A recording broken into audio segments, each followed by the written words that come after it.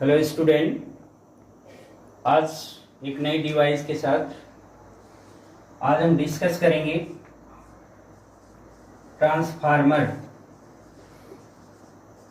बच्चों ध्यान देना है कि ट्रांसफार्मर होता क्या है। ट्रांसफार्मर एक डिवाइस होता है।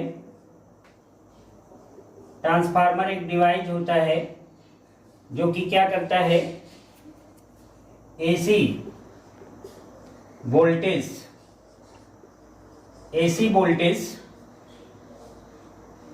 को इंक्रीज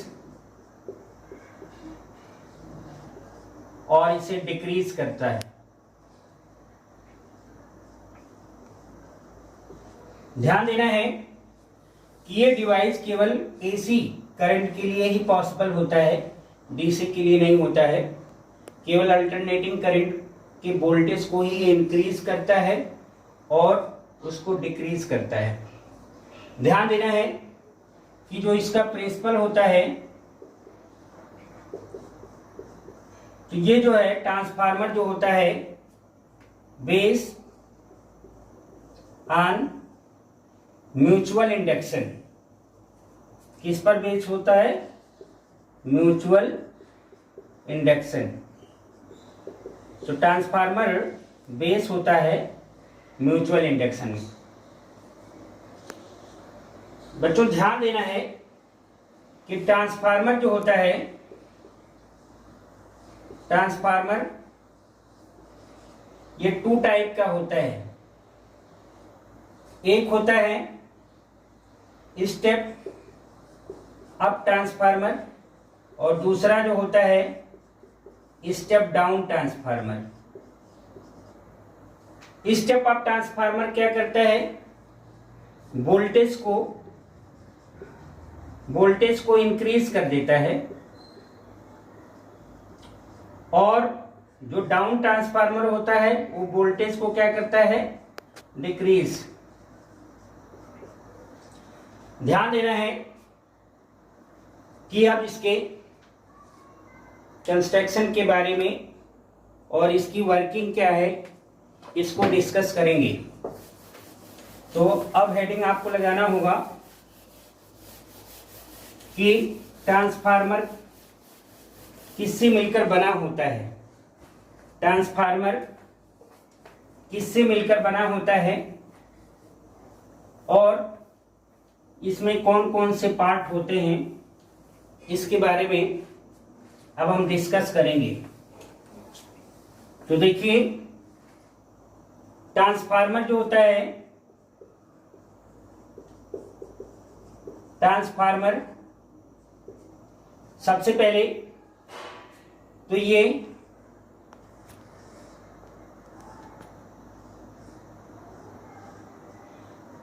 आयरन कोर होता है, कोर जो कि आयरन का बना होता है और सॉफ्ट आयरन का बना होता है, सॉफ्ट आयरन। बच्चों ध्यान देना है कि जो हमारा एसी, जिस एसी वोल्टेज को हमें इसके वोल्टेज को इंक्रीज या डिक्रीज करना होता है, सबसे पहले यह आपका प्राइमरी कॉइल होता है। प्राइमरी कॉइल वो कॉइल होता है जिस भी एसी वोल्टेज को हमें इंक्रीज करना होता है या डिक्रीज करना होता है, उसको हम प्राइमरी कॉइल के बीच में लगाते हैं। दूसरा जो होता है यह हमारा सेकेंडरी कॉइल कहलाता है।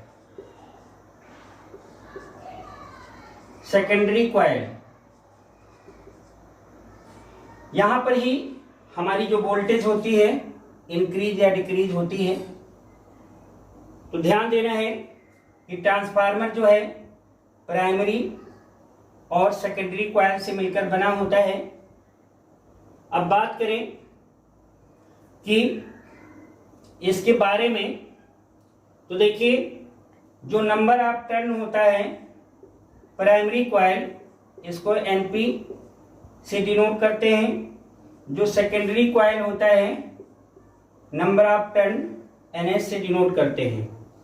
जो वोल्टेज आप यहाँ पे अप्लाई करते हैं प्राइमरी कॉइल के बीच में, ये वोल्टेज आपका बीपी होता है, और जो वोल्टेज आपको सेकेंडरी कॉइल के बीच में मिलता है वो आपका बीएस होता है।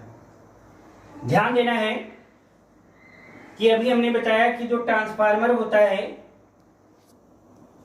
वो बेस होता है based on mutual induction. Mutual induction, mutual induction क्या कहता था कि प्राइमरी कॉइल की करंट में जब हम चेंज करते थे तो जो हमारा सेकेंडरी कॉइल होता था इसके इंड्यूस ईएमएफ में क्या होता था, चेंज होता था। देखिए जो आपका ये वायर होता है ये कॉपर का होता है, कॉपर वायर होता है लेमिनेटेड, मतलब क्या है कि ऊपर से इस पे वायर पर आपका लेमिनेशन किया होता है, कॉपर वायर यूज होता है। ध्यान देना है म्यूचुअल इंडक्शन पर ये बेस है। तो जब हम मैग्नेटिक फ्लक्स जो होता है प्राइमरी कॉइल की चेंज करते हैं, या हम यूं कहें कि जब मैग्नेटिक फील्ड डेवलप होता है तो बाय इंडक्शन जो होता है सेकेंडरी कॉइल तक magnetic line of force develop होती है, और जिससे कि हमारा ट्रांसफार्मर में अगर बात करें तो if number of turn off secondary coil ये ग्रेटर होता है नंबर ऑफ प्राइमरी कॉइल।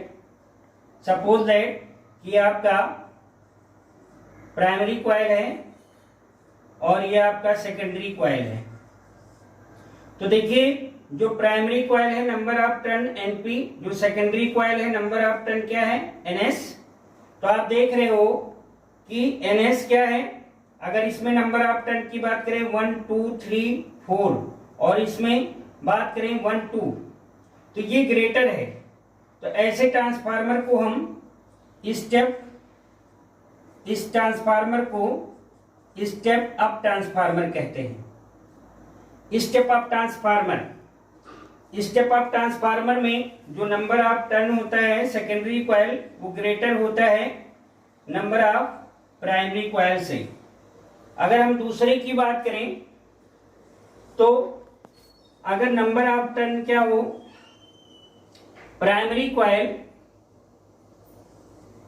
ये प्राइमरी कॉइल है और ये आपका सेकेंडरी कॉइल है, एनपी और एनएस। आप देख रहे हैं कि NP is greater than NS है, तो ऐसे को हम स्टेप डाउन ट्रांसफार्मर कहते हैं। तो स्टेप अप ट्रांसफार्मर में NS is greater than NP, और स्टेप डाउन ट्रांसफार्मर में क्या होता है, एनपी ग्रेटर देन एनएस। तो स्टेप अप ट्रांसफार्मर करता क्या है, ये वोल्टेज को क्या करता है, इंक्रीज करेगा, और ये क्या करता है, वोल्टेज को डिक्रीज करता है। अब बात कर लें वर्किंग की। तो वर्किंग ऑफ ट्रांसफार्मर क्या होता है, अब इसको हमें डिस्कस करना है कि what is the working of transformer. तो हेडिंग लगाना होगा वर्किंग ऑफ ट्रांसफार्मर। तो हेडिंग आपका होगा working of transformer. Working of transformer. देखिए ट्रांसफार्मर में आपने देखा कि हमारा 2 कॉइल होता है और 2 कॉइल होता है, एक प्राइमरी कॉइल होता है, एक आपका प्राइमरी कॉइल होता है और एक आपका सेकेंडरी कॉइल होता है। यह आपका प्राइमरी कॉइल और यह आपका सेकेंडरी कॉइल है। According to Faraday law of electromagnetic induction, according to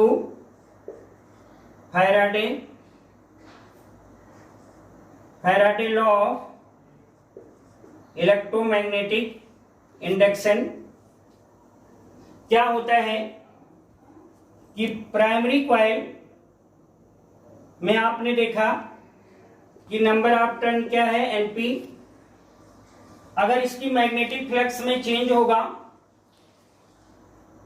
तो सेल्फ इंड्यूस ईएमएफ जो प्रोड्यूस होगा EP is equal to minus NP d phi B by d t, according to first law of Faraday. First law क्या कहता है कि rate of change of magnetic flux is equal to induce EMF with negative sign. अब बात करें जो हमारा secondary coil है, for secondary coil, secondary coil में यह आपका जो इंड्यूस ईएमएफ प्रोड्यूस होगा ES equal to minus NS d phi B by dt. This is question number 2 and this is question number 1. Now dividing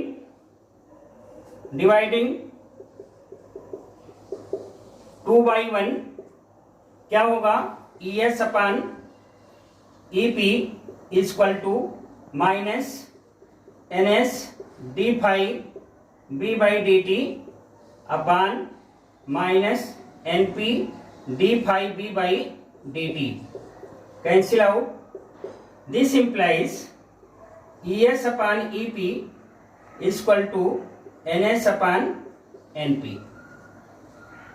तो आप देख रहे हैं कि जो ये फार्मूला है और यही आपका इक्वल होता है IP upon IS and this equal to small r. Small r को हम ट्रांसफॉर्मेशन रेशियो कहते हैं या ट्रांसफर रेशियो, इसको हम ट्रांसफार्मर रेशियो भी कहते हैं या इसको हम ट्रांस रेशियो भी कहते हैं, ट्रांस रेशियो। इस तरह से आपने देखा कि जो हमारा R की वैल्यू होती है वो क्या है, NS अपान NP। अब बात कर लिया जाए कि हमारा स्टेप अप और स्टेप डाउन ट्रांसफार्मर में R की क्या पॉसिबिलिटी होती है, R की वैल्यू किसमें लेस होता है, किसमें ग्रेटर होता है। तो देखिए आपने देखा था कि स्टेप अप ट्रांसफार्मर में क्या होता था, हमारा जो सेकेंडरी कॉइल था NS की वैल्यू क्या होता था, NP से ग्रेटर होता था, NS is greater than NP। तो इससे ये क्लियर होता है कि जो हमारा R की वैल्यू होगा, क्योंकि R इक्वल टू क्या है, NS upon NP, R is greater than 1 होगा, तो ये आपका क्या होगा, step up transformer. Step up transformer के केस में जो हमारा ट्रांसफार्मर रेशियो होता है वो ग्रेटर देन 1 होता है, क्यों 1 होता है? अगर एग्जाम्पल समझे, मान लिया इसमें नंबर ऑफ टर्न 7 है और इसमें क्या है, सपोज दैट इसमें 8 है, इसमें 4 है, तो अगर आप रेशियो निकालेंगे तो 8/4 आएगा, कितना आ जाएगा 2, 2 ग्रेटर देन क्या है 1। अगर हम सेकेंडरी को, अगर हम इसकी बात करें स्टेप डाउन ट्रांसफार्मर की, जो कि वोल्टेज को क्या करता है, एसी वोल्टेज को डिक्रीज करता है, इसमें जो प्राइमरी कॉइल में नंबर ऑफ टर्न होता है ये ग्रेटर होता है, सेकेंडरी में कम होता है, एनपी और एनएस। तो आप देखिए, since NP is greater than NS, now in this case अगर हम बात करें तो R इक्वल टू क्या होता है, NS अपॉन NP। तो यहां से ये कह सकते हैं कि R की वैल्यू लेस देन 1 होती है। अगर इसको समझे न्यूमेरिकल वैल्यू, सपोज दैट ये आपका 8 है और ये क्या है 4 है, तो अगर इसको आप सिंप्लीफाई करिए तो 4/8 that is 1/2, 1/2 is less than 1।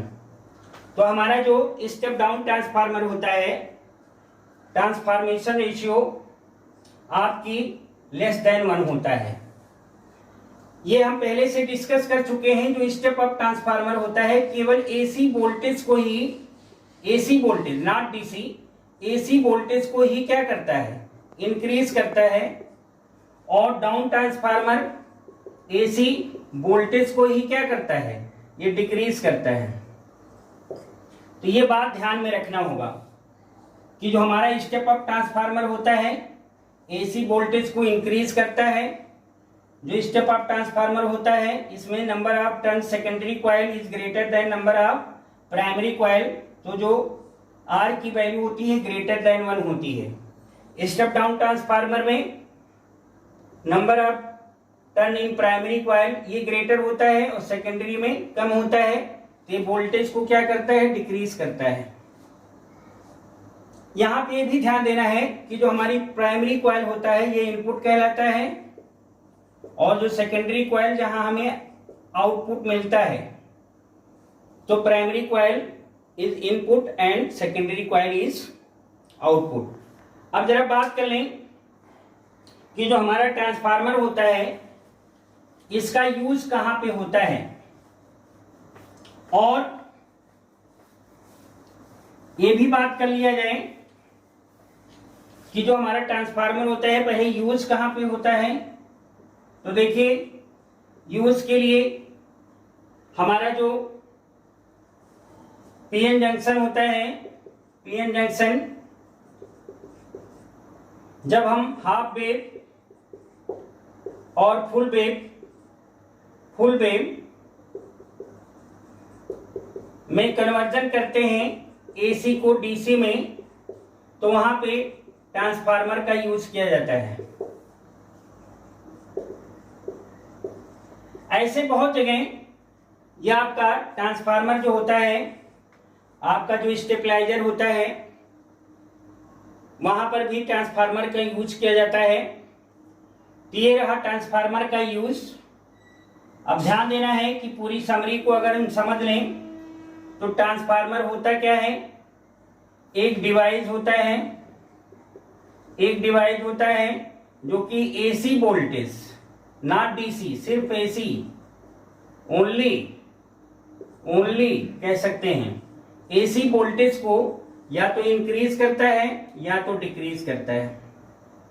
दूसरी बात, किस प्रिंसिपल पर बेस होता है, तो ये जो बेस होता है mutual induction.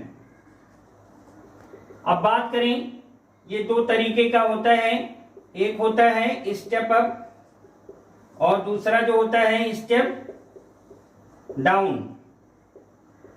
Step up transformer में जो नंबर ऑफ टर्न होता है सेकेंडरी कॉइल का एनएस ग्रेटर होता है एनपी से, एनएस ग्रेटर देन एनपी, तो आर की वैल्यू ग्रेटर देन 1 होती है।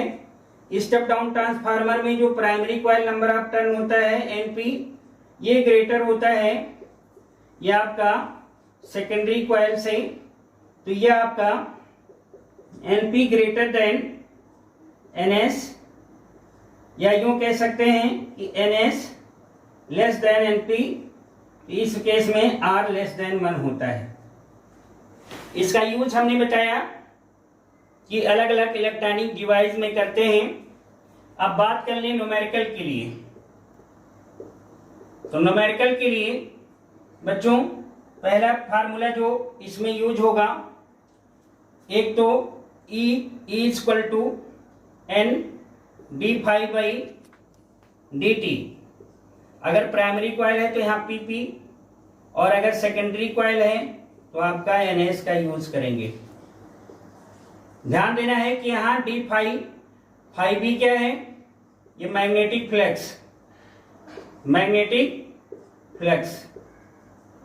दूसरा फार्मूला ट्रांसफर रेशियो या ट्रांसफॉर्मेशन रेशियो के लिए R equal to NS upon NP, also equal to ES upon EP, also equal IP upon IS। कहने का मतलब है कि जो हमारा अगर वोल्टेज के रिस्पेक्ट में देखें तो हम इसको BS अपॉन BP भी कह सकते हैं। तो जो वोल्टेज है इनवर्सली प्रोपोर्शनल टू क्या है, करंट है। यहाँ पे हमारा वोल्टेज देखिए, अगर ये हमारा वोल्टेज या EMF है तो यहाँ ES है, तो यहाँ पे क्या है IS, तो इस पर भी न्यूमेरिकल आता है। तो ये रहा ट्रांसफार्मर की प्रिंसिपल, कंस्ट्रक्शन, वर्किंग, और साथ ही साथ हमारी न्यूमेरिकल के लिए कौन कौन सा फार्मूला होता है और इसका यूज कहाँ पे होता है। तो इसको अच्छी तरह से स्टडी करिए, और जो हमारा चैनल है study physics bye DN Tripathi, इसको आप सब्सक्राइब करिएगा, और जो भी कमेंट है उसको आप कमेंट में ज़रूर शेयर करिएगा। Thank you.